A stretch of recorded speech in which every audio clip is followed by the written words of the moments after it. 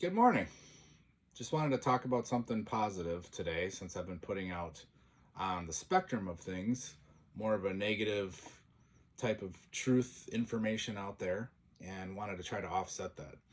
So, I was talking with a coworker yesterday and he said something extremely negative, which then caused me to come back with more positive side.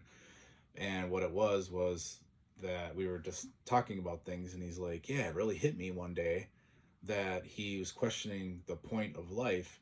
And the way he put it was, we wake up, we take a shit, we eat, we work. It's like a rat race. We get old, we die, we live once. What's the point? And I was like, man, you really put it pretty simply there, except I will challenge you on one thing. Are you sure you live once? Which spurred a whole nother conversation. But the good, I said, yeah, I said, everything you said's true. What is the point of that if you really think of it that way?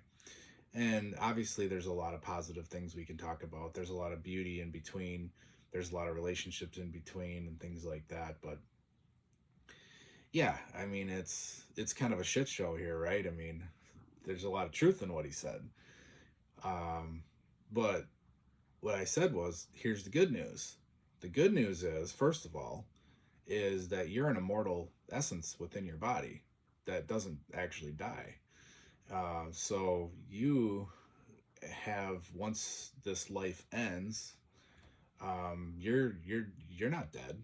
You're still alive. You're immortal. And a second thing would be is that once you realize that, once you realize like how short life is and how painful and awful things can be here when you look at people around you, people don't even, a lot of people don't even live that long. A lot of people die when they're younger. I had a buddy die in college. He was in great shape. He actually did an entire tour around the whole country on his bicycle with some friends, and they took a whole year off and they went on this bike trip and they saw the whole country. And he was this great guy in college who, we had an excellent social life, very healthy relationships, ripped body, very handsome guy. And one day he just got hit by a drunk driver when he was on his bicycle that ran him over, crushed his head and killed him. So I mean, you see this kind of stuff and then you ask yourself, like, what is the point? You know, what's the point? And I'll say this. I'll say, while you're here, one of the best things, at least for myself, that I'm now focused on at my age is just trying to limit my pain and suffering before I die as much as possible, and to help others around me as much as possible, if I can limit their pain and suffering. Now, does that mean you need to be a doormat to people? No. What I'm saying is that maybe you can be a shining light in somebody's life. Maybe you can help wherever you can in your best way. But since this is a realm of suffering, since we are obviously dealing with fear and grief and pain and loss and this kind of thing, while we're dealing with all the beautiful things in this world at the same time, the best thing to do, really, for myself now, and this is why I'm making this video, is what can you do to lower the amount of suffering that you're going to be dealing with, not only today but next week, next month, next year, and for the rest of your life. Well, there's a lot of things we could talk about here. uh, First thing I would say would be, you need to love yourself. Like, if you're challenged with loving yourself, I would say that would be step one. Well, how do you go about doing that? You need to be honest with yourself about your life. You need to be honest with yourself and all and everything you're thinking and everything you're doing. If you can't be honest with yourself, that would be where I would start. Also, be your own authority. You need to be your own guru, your own savior, your own best friend, and take care of yourself. Tell yourself good thoughts.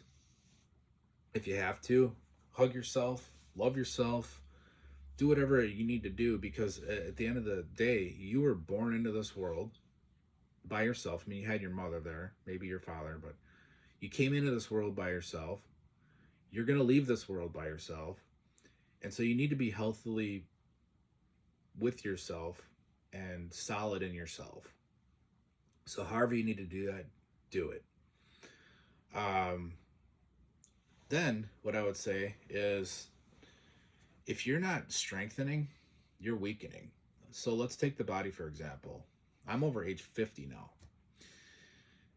If I do not lift weights, if I do not strengthen my muscles, which then thus strengthens my muscles and bones will weaken faster now because of my age. And by the time I become,